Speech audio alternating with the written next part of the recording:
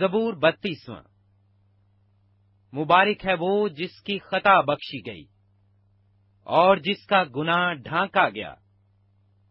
مبارک ہے وہ آدمی جس کی بدکاری کو خداوند حساب میں نہیں لاتا اور جس کے دل میں مکر نہیں۔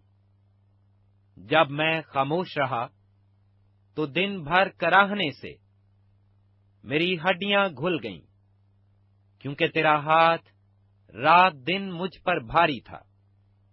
میری تراوت گرمیوں کی خشکی سے بدل گئی۔ میں نے تیرے حضور اپنے گناہ کو مان لیا اور اپنی بدکاری کو نہ چھپایا۔ میں نے کہا، میں خداوند کے حضور اپنی خطاؤں کا اقرار کروں گا، اور تو نے میرے گناہ کی بدی کو معاف کیا۔ اسی لیے ہر دیندار تجھ سے ایسے وقت میں دعا کرے جب تو مل سکتا ہے۔ یقیناً جب سیلاب آئے تو اس تک نہ پہنچے گا۔ تو میرے چھپنے کی جگہ ہے، تو مجھے دکھ سے بچائے رکھے گا۔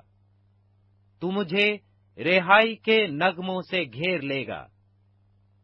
میں تجھے تعلیم دوں گا، اور جس راہ پر تجھے چلنا ہوگا تجھے بتاؤں گا۔ میں تجھے صلاح دوں گا، میری نظر تجھ پر ہوگی۔